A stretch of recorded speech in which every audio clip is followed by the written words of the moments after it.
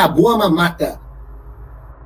Acabou o financiamento. Todas essas dezenas de entidades que dão apoio ao Alexandre de Moraes para que ele possa seguir com a censura, acabou. E com isso acaba boa parte do suporte internacional que ele vem recebendo. Opa, eu sei que você não aguenta mais ouvir, eu pedi para você fazer o triplo C, curtir, comentar e compartilhar, mas eu peço porque 4 entre cada 10 pessoas sequer estão inscritas no canal e a maioria não ativa as notificações e nem curte o vídeo e isso prejudica o nosso algoritmo. Então ajuda a gente aí. Obrigadão. Na seção 3, Sense of Congress. É nessa medida que o governo dos Estados Unidos deve promover valores universais de liberdade de discurso e de expressão ao redor do mundo e deveria não facilitar e nem promover a censura online através de programas de assistência estrangeira e não deveria facilitar ou promover a censura online através de cooperação com governos estrangeiros e suas agências de cumprimento da lei, né? Agências policiais, law enforcement, como se diz. Seção 4. E aqui começam as medidas efetivas da lei. Prestem atenção. Proibição de assistência que encoraja a censura online. Diz a lei: nenhuma assistência poderá ser fornecida através da Lei de Assistência Estrangeira de 1961 para o benefício de qualquer entidade estrangeira se o secretário de Estado tiver informações críveis que tais entidades estrangeiras tenham se engajado em facilitar, promover ou irão eminentemente se engajar em facilitar ou promover a censura de discursos legais online. Aí diz que a proibição nessa subseção não deve ser aplicada se o secretário determinar e reportar ao comitê no Congresso que a entidade estrangeira cessou o engajamento, ou seja, se eles pararem, houve a facilitação de censura online. Aí entra na seção 5, restrição à cooperação para o compartilhamento. Deixa eu ver se a gente já está aqui, não. Isso aí. Seção 5, restrição à cooperação para o cumprimento das leis com censura online estrangeira.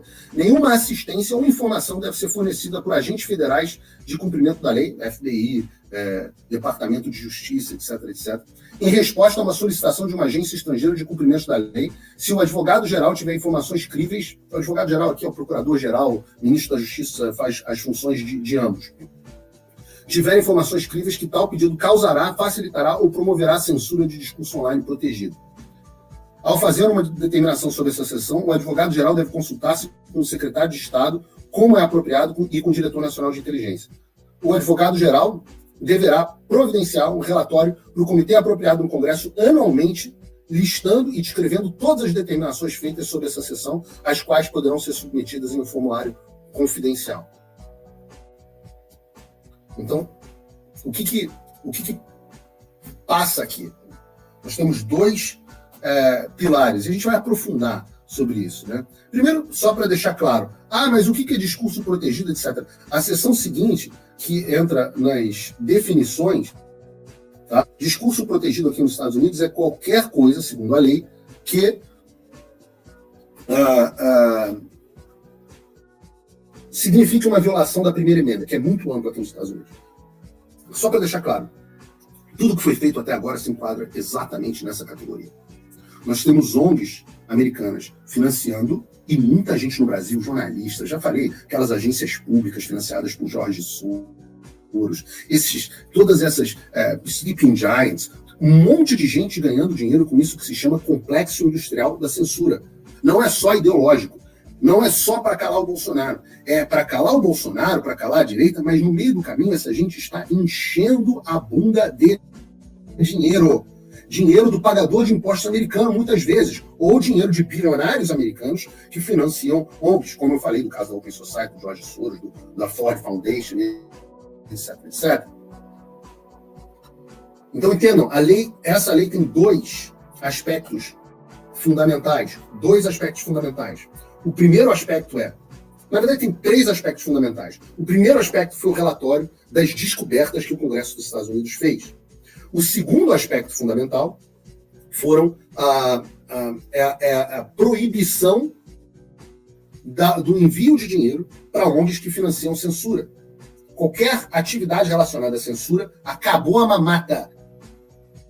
Acabou o financiamento. Todas essas dezenas de entidades que dão apoio ao Alexandre de Moraes para que ele possa seguir com a censura, acabou. E com isso acaba boa parte do suporte internacional que ele vem recebendo.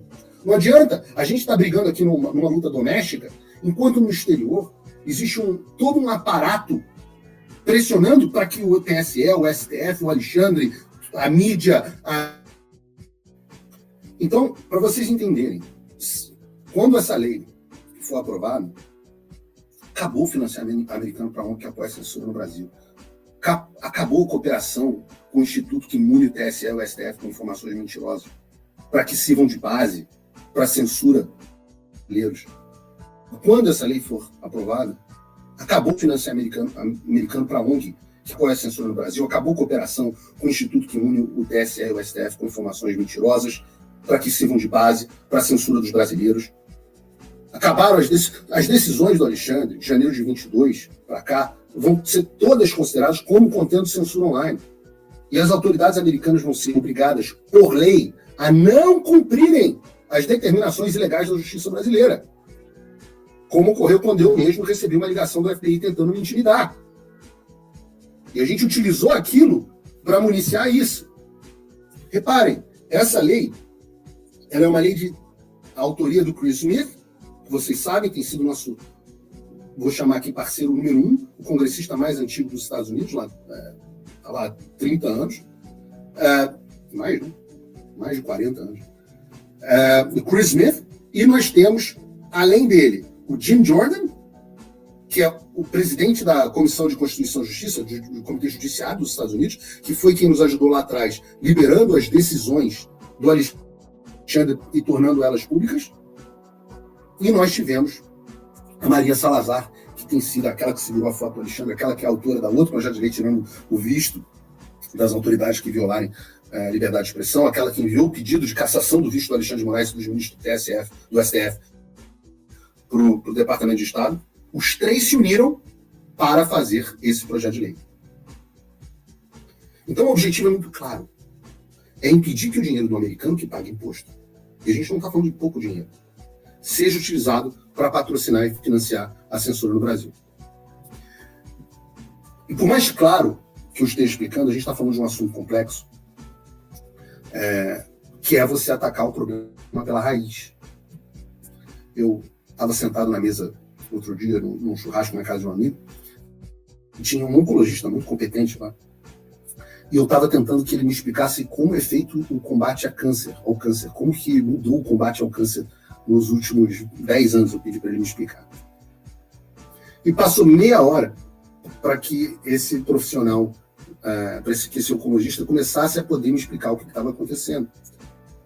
Isso porque eu não tinha os fundamentos para entender. Né? Eu tinha que entender como é que funcionava um câncer, o que era um câncer, como que o câncer se multiplicava, para entender como é que atacava o câncer. E no Brasil, nós temos um problema hoje. Quase ninguém, nem o presidente Bolsonaro, nem ministro, nem deputados, acho que talvez, aliás, nenhum deputado entende completamente isso, uma meia dúzia, tem algum entendimento do problema, que é entender o papel que os Estados Unidos tiveram como os grandes promotores dessa censura brasileira. Qual o papel das ONGs no que tem acontecido no Brasil? Qual o papel das organizações internacionais? Qual o papel do governo dos Estados Unidos e do Deep State? Então, por que impedir que os Estados Unidos financiem esses caras é eficaz e ataca o problema na raiz? Então, vejam só, vocês têm que saber quem é um cara chamado Mike Pence.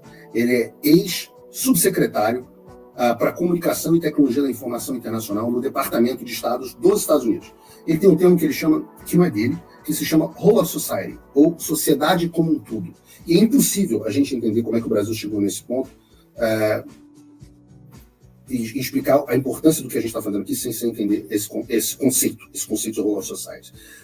A influência dos Estados Unidos é parte, a influência dos Estados Unidos nessa escalada da censura no Brasil, ela não funciona de uma forma tradicional. Não é uma ligação, meu Deus, vamos lá e censura o Brasil. Não.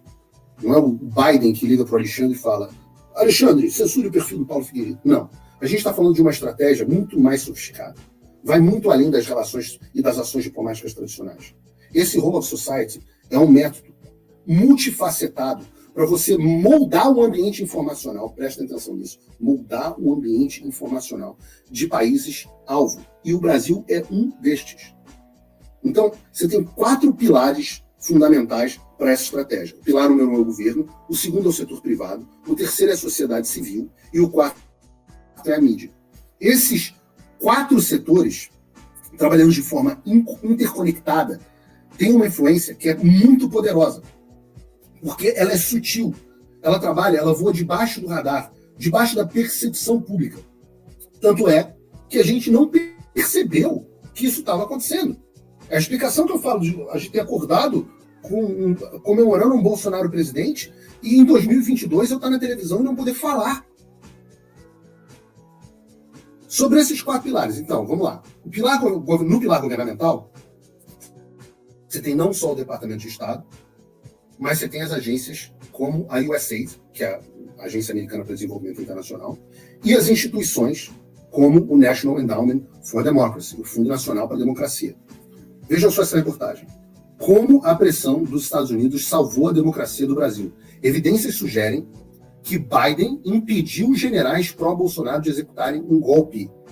Tá aqui a matéria para vocês lerem. Essas entidades que eu citei, elas trabalham em conjunto para implementar as políticas que alinham o ambiente informacional brasileiro com os interesses geopolíticos, não dos Estados Unidos, mas o Mike Dance chama de o blob. O blob é a gosma, é uma massa sem forma, que está incrustada dentro de certos setores dos Estados Unidos, bem teoria de conspiração de filme mesmo, mas existe pessoas que promovem determinadas ideias. Então, no governo, a gente tem isso. No governo, USA, Departamento de Estado, National Endowment for Democracy, etc, etc. No setor privado, você tem as grandes empresas com papel crucial. Você tem pressões diretas e indiretas nessas empresas que são incentivadas ou forçadas a implementar políticas de moderação de conteúdo que, na prática, são censura, muitas vezes. E tudo sob o pretexto de combater desinformação. Isso deve estar soando familiar para você que está assistindo o Paulo Figueiredo Show, porque o próprio Mark Zuckerberg admitiu exatamente isso sobre o governo Biden no contexto da pandemia. Vocês devem lembrar, a gente tratou disso aqui no Paulo Figueiredo Show. Deixa eu ver se eu acho.